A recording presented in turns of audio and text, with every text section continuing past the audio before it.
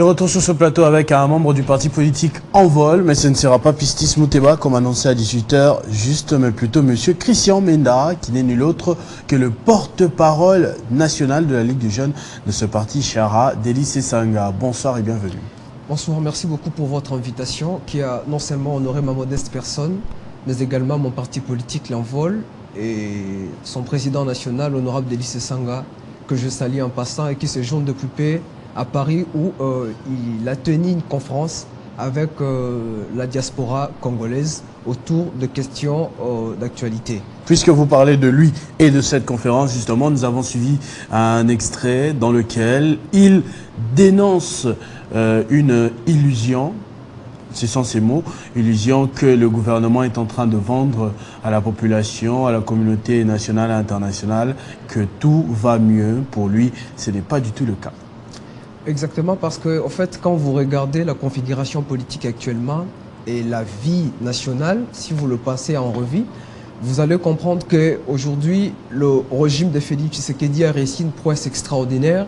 C'est le fait pour ce régime de créer un État esclavagiste dont la défense est sous-traitée, dont l'économie est exotique et aujourd'hui tous les indicateurs du développement sont au rouge. Vous allez comprendre que nous sommes en face d'un pouvoir parachutiste qui n'a pas de canevas de gouvernance, dont nous avons sur la place publique envie de dire que le pays est gouverné sous mode de pilotage automatique. Mais en profitant de votre micro, messieurs les journalistes, j'aimerais dénoncer une chose. En fait, nous avons connu un cas d'enlèvement au sein de l'Envol. Un de nos compagnons, Lens Omelonga Ndjovu, séjourne depuis une semaine déjà dans le geôle de l'ANER. Cela fait suite à l'indécence démocratique, l'intolérance politique que nous sommes en train de traverser aujourd'hui sous le régime de Félix Tshisekedi qui, du reste, quand il prenait le pouvoir, il disait qu'il va fermer tous les cachots restreints où on met de paisibles citoyens. Il allait faire preuve dans l'état des droits. Est-ce que quelqu'un qui insulte le président de la République est un paisible citoyen? Mais écoutez, ça sont vos mots. Lens Omelonga n'a pas incité le président. Non, je ne dis pas que lui a insulté le président de la République. Exactement. Non, mais c'est lui qui insulte et le président de la République et l'État. Il doit être mis devant son juge naturel et doit avoir besoin d'un conseil pour pouvoir travailler autour de la procédure. Mais ce qui n'a pas été le cas pour Lens Omelonga, il a été enlevé. Aujourd'hui, il totalise une semaine. Et sous l'œil impuissant des autorités, parce que nous avons dénoncé, mais jusque-là, il n'y a rien. C'est pourquoi j'appelle la communauté internationale, la MONUSCO, les ONG de droits de l'homme, à s'imprégner de cette situation, parce qu'en fait, aujourd'hui, nous sommes en train de constater qu'il y a un recul démocratique. Vous avez des nouvelles de lui? Écoutez, on nous interdit drastiquement d'accéder où il est, de le voir, même à sa famille. C'est ce qui est déplorable sous un régime qui a milité 38 ans dans l'opposition pour pouvoir puiser l'art de reconstituer les catastrophes du passé. Et au vu de tout ceci, vous serez dans la rue le 13 mai. Exactement. Les opposants politiques, notamment les candidats présidents de la République, honorable Délice Sanga, ainsi que d'autres leaders majeurs de l'opposition. Candidat président de la République aussi. Exactement. Ainsi que 3 autres candidats présidents de la République. Donc 4 candidats présidents de la République. Exactement.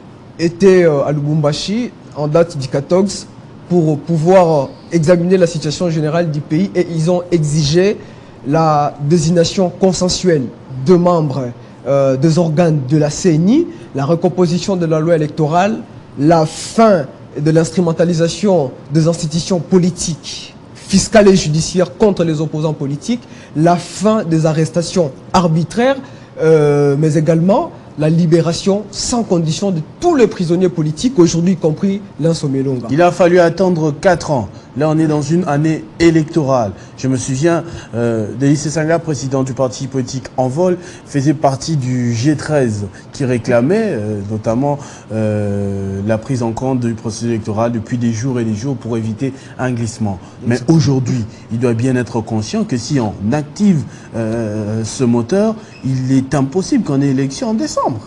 Écoutez, monsieur le journaliste, en fait, tout est question de la volonté politique.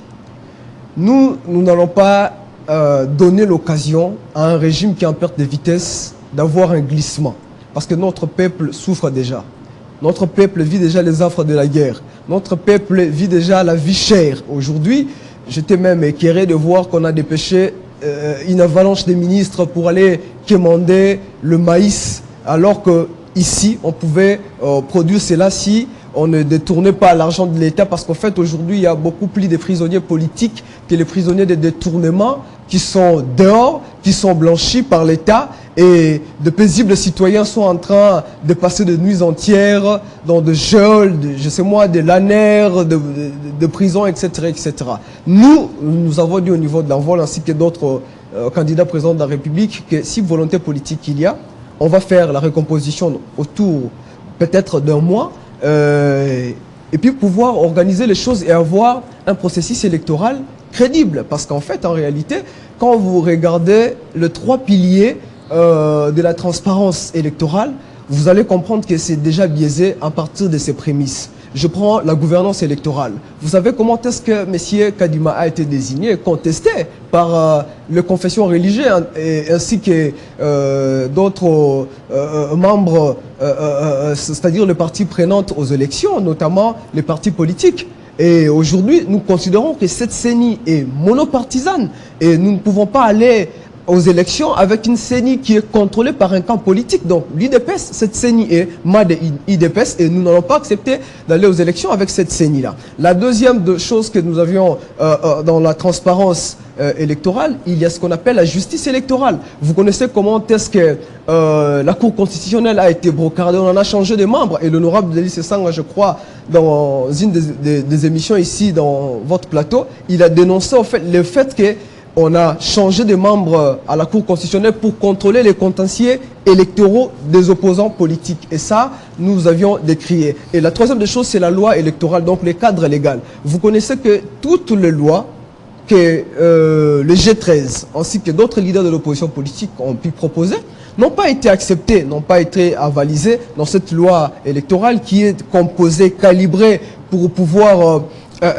orchestrer une tricherie par le régime de Félix Tshisekedi, et ça, nous le dénonçons. Et si nous sommes là où nous sommes aujourd'hui, c'est le fait pour les politiciens d'accepter qu'un pouvoir puisse venir d'un compromis à l'africaine. Voilà aujourd'hui ce que nous avons. Et ça, cette histoire malheureuse que nous avons connue dans le passé, nous n'allons plus jamais accepter que cela se répète. C'est pourquoi les opposants politiques, je cite ici l'honorable Delis Sesanga, le président Martin Fayoulou, le président Moïse Katumbi ainsi que Matata Ponyo, sont en train de dénoncer et appellent tous les Congolais.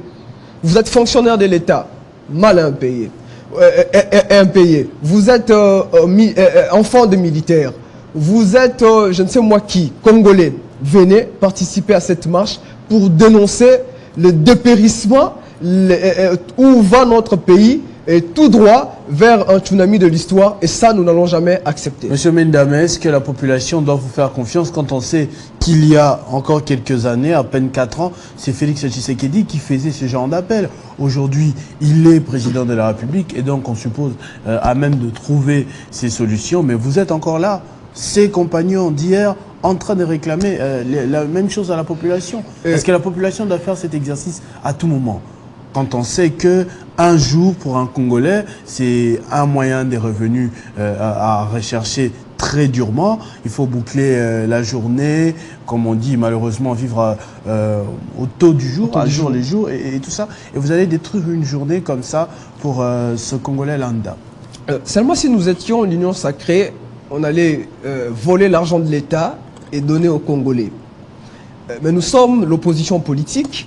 Vous verrez les gens, ils viendront, pas parce qu'on leur a donné l'argent, mais parce qu'ils ont besoin d'un changement. Vous venez d'évoquer tout à l'heure que le Congolais vit avec moins $1 la journée. Et vous savez, aujourd'hui, les professeurs d'université sont en grève. Les fonctionnaires de l'État sont mal payés. Les médecins, ils sont en grève. Les conditions des étudiants, les conditions en fait de mamans maraîchères, de cette couche de population abandonnée à leur triste sort. Moi, je pense que aujourd'hui, les populations congolaises, je parle en général, ont de quoi faire foi à cette opposition politique qui n'a pas regardé les intérêts partisans de chaque parti, mais qui se sont mis d'accord pour pouvoir dénoncer.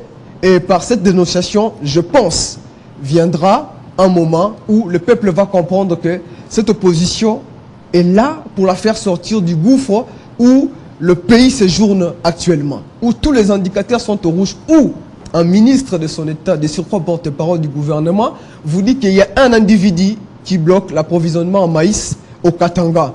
On nous fait croire qu'un individu est plus fort que l'État. Or, mais il n'est pas plus fort que l'État parce qu'il a été découvert finalement. Non mais écoutez, s'il fait cette diplomatie, c'est que c'est un bon diplomate. C'est que ceux qui nous ont vanté la diplomatie agitante doivent dégager parce que cette diplomatie n'est pas agissante. Encore que la diplomatie, elle est déjà agissante, soit pour modifier une situation, soit garder la même situation. Aujourd'hui, on vient de nous le dire clairement que, écoutez, il y a quelqu'un qui a négocié des choses et que nous sommes incapables. Donc l'État est devenu, s'il faut le ramener en sciences politiques, un État déliquescent. C'est-à-dire que qui vit de l'indiligence de la communauté internationale et des États parents. Et ça, nous n'allons jamais accepter que notre État puisse vivre des États parents alors qu'on pouvait tout organiser ici. Que ce soit la sécurité, que ce soit le secteur agricole et tout ce qui va avec. Merci en tout cas pour ces précisions. Donc, c'est quoi l'organisation autour de cette marche? Les gens se retrouvent à partir d'où jusqu'où?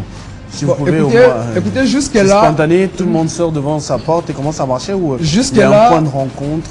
Jusque-là, les états-majors de 4 partis politiques qui sont derrière les opposants, pas encore donné de programme. Ils sont en train d'y travailler et nous allons revenir dans votre plateau de télévision pour pouvoir donner des plus amples informations dans les heures qui suivent. Merci beaucoup, Monsieur Christian Menda. Je rappelle que vous êtes porte-parole de la Ligue des jeunes Envol au niveau national. Et avec vous, on a parlé de ces problèmes que traverse le pays, des affirmations de votre président national, Délice Sanga, de son union avec les autres forces de l'opposition politique en faveur de la République démocratique du Congo et de son peuple. Merci beaucoup pour m'avoir invité sur votre plateau de télévision.